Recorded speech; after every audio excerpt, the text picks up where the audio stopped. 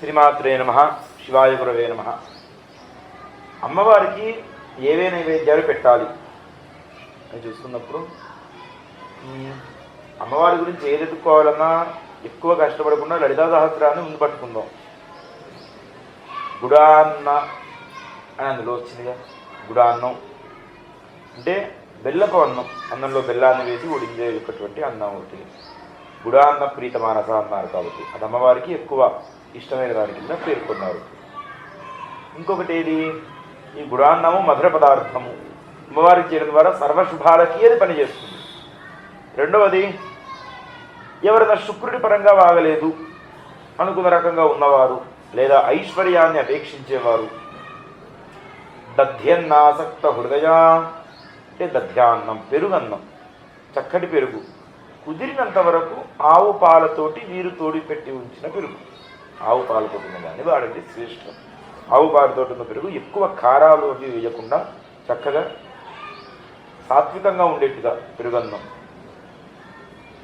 అలాగే ఇది పెట్టడం ద్వారా చక్కటి ఐశ్వర్యాన్ని ఆగతం చేయడం కూడా ఈ దధ్యాన్నం పనిచేస్తుందని చెప్పొచ్చు. హరిద్రాన్నైకరసిక, హరిద్రాన్నం అంటే పులిహోర అని చెప్పొచ్చాము. పులిహోర ఎన్ని రకాలున్నాయో మనందరికీ తెలిసిందే.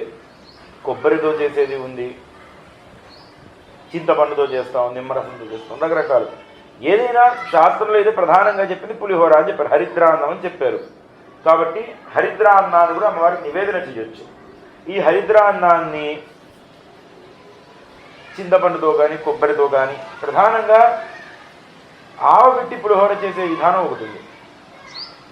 ఆ విధంగా చేస్తే కొంతవరకు శత్రువుల పరంగా మనకి ఏదన్నా ఉన్నా కానీ, బహిర్గతంగా శత్రువులు మన ఏదైనా హాని చేయాలనుకున్నా కానీ అది అమ్మవారి నివేదనగా పెట్టి మనం వేడుకున్నట్టయితే అమ్మవారు తప్పకుండా ఆ శత్రుక్షయం కూడా చేస్తారు.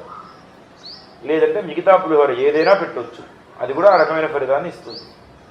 పోతే సర్వౌదన సక్తచిత్త అన్నారు. సర్వౌదనం అంటే కదంబం అనుకోవచ్చు. కదంబం అంటే ఈ అన్ని రకాల ముక్కలు వేసి, మన భాషలో చెప్పాలంటే సాంబార్ రైతులు అంటే సాంబార్ అన్న లాంటిది. కాబట్టి కందిపప్పు కాదు, పెసరపప్పు వాడి ఈ అన్ని ముక్కలు వాడి అన్నాన్ని తయారు చేసి మెత్తగా ఉండేట్టుగా అది అమ్మవారి నివేదన పెట్టడం ద్వారా జీవితంలో అన్ని రకాలుగా, అంటే ఎలాగైతే మనిషికి ఎప్పుడు కోపము, ప్రేమ, ఆవేశము, దుఃఖము అన్నీ ఉంటాయో అలా వీటన్నీ కూడా సరైన పద్ధతిలో సరిగ్గా ఉండేట్టుగా అమ్మవారు అనుగ్రహిస్తుంది సర్వోదనం ద్వారా కూడా. ఇంకోటి ముద్గాన్నం అంటే పెసరపప్పు, నెయ్యి, మిరియాలు వేసిన దాన్ని కట్టు పొంగలి అంటాం మన భాషలో. ఆ కట్టు పొంగలి చేసిన దాని ద్వారా అది నివేదన కింద పెట్టినట్టయితే కనుక బ్రహ్మజ్ఞానాన్ని కూడా అమ్మవారు అనుగ్రహించగలదు. ఎందుకంటే సంబంధమైనవే.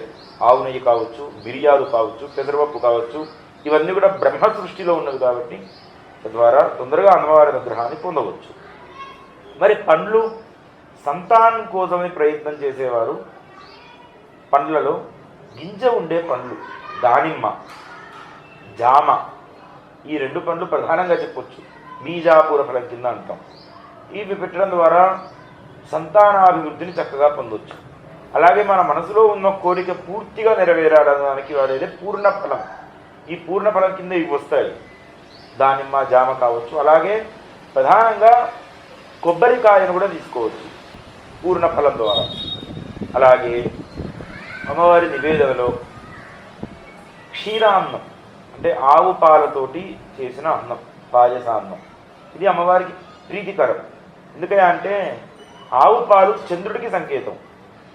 అమ్మవారు వచ్చేసి చంద్రుడి సహోదరి, చంద్ర సహోదరి అంటున్నాగా.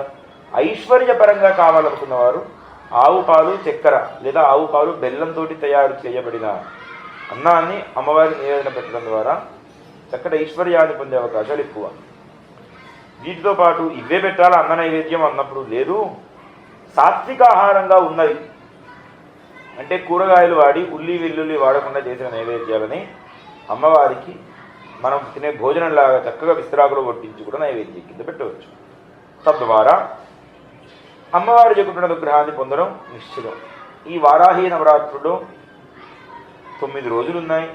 ఒక్కొక్క రోజు ఒక్కొక్క నైవేద్యం అన్ని అవసరమైన ఉన్నవి కాబట్టి క్షీరాన్నం, గుడాన్నం, దధ్యాన్నం, ముద్గాన్నం, హరిద్రా అన్నం, అలాగే కదంబం, ఒకరోజు అన్ని రకాల వంటలు చేసి అవి నైవేద్యం. పులిహోరలో కూడా విధానాలు ఉన్నాయి కదా, నిమ్మకాయతో వాడేది, అది ఒకరోజు మంగళవారం వచ్చేట్టుగా చూసుకొని చక్కగా నిమ్మకాయ పులిహోర చేసి పెడితే కనుక రాహు సంబంధమైన దోషాలు ఉన్నా కానీ సరే పోతాయి. ఇటువంటివన్నీ కూడా చేసుకొని అమ్మవారి నైవేద్యం కింద పాడవచ్చు. పని చేయండి, చెప్పిన నైవేద్యాలన్నీ పెట్టుకొని ఆఖరి రోజు అపోపాలు అంటే గారెలు వేసి పూర్ణాలు అనేవి కూడా తయారు చేసి ఆఖరి రోజు అన్న నైవేద్యంలో కలిపి అమ్మవారికి అంటే మహా నైవేద్యంలో అన్నిటినీ పెట్టి వీటిని కూడా నివేదన కింద పెట్టండి. చక్కటి ఫలితాన్ని పొందవచ్చు. శుభం భవతు.